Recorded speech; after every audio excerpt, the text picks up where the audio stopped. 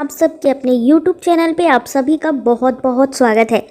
Friends, UGC net की जो answer की है, जैसा कि आप जानते हो दिसंबर एग्ज़ाम भाई कंप्लीट हो चुका है और उसकी जो प्रोविजनल आंसर की है वो कभी भी जारी किया जा सकता है।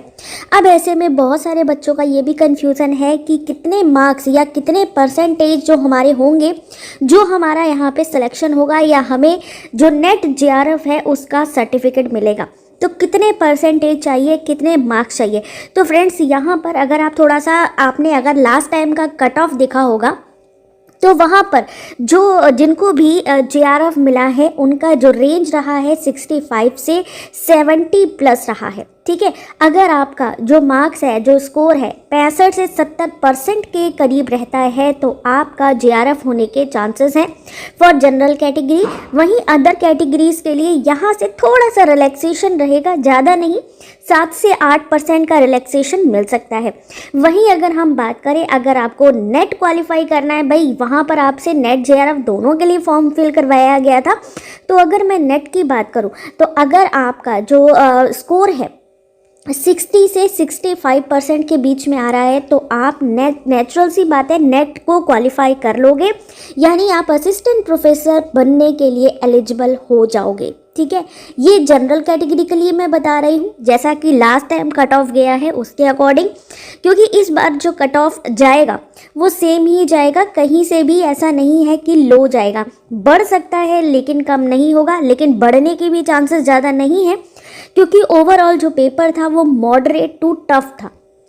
जब मॉडरेट टू टफ पेपर होता है तो जो कट ऑफ होती है आपकी वो सेम ही रहती है, ज़्यादा उसमें चेंजेस नहीं रहते हैं। इस वजह से अगर आपका परसेंटेज, यानी आपको लगता है कि जो आपने पेपर दिया, भाई एनालिसिस भी आपने देखी है, तो अगर आपको लग रहा है कि भाई मेरा 65 से 70% आ रहा है तो आप मान सकते हो कि यस JRF आप ले सकते हैं।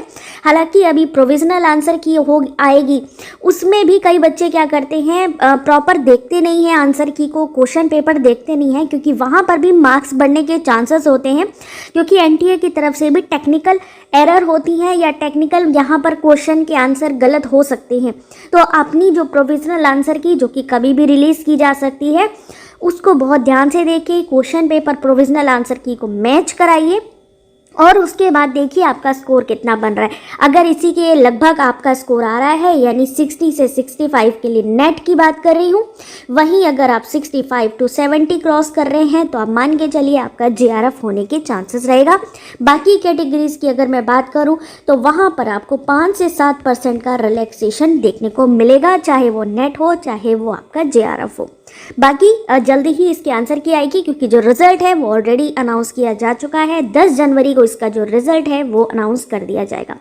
आई होप कि ये इन्फॉर्मेशन बहुत छोटे में देने की कोशिश की है, क्योंकि बहुत से बच्चों को कन्फ्यूज़न है कि 2024 की तैयारी स्टार्ट करें या ना करें। बहुत जल्दी मैं भी क्लास स्टार्ट करने वाली हूँ, लेकिन उसके लिए मुझे थोड़ा सा वेट है सिलेबस का, कि वहाँ पे ऐसा तो नहीं है कि पैटर्न चेंज हो रहा हो, या ऐसा तो नहीं है कि कोई यूनिट को कम किया जा रहा हो, कोई यूनिट बढ़ाई जा रही हो। तो एक बारी ये चीज़ कंफर्म होने के बाद मैं बहुत जल्दी इसकी क्लासेस भी स्टार्ट करूँगी और आप लोगों को अपडेट भी करूँगी। Thanks for watching.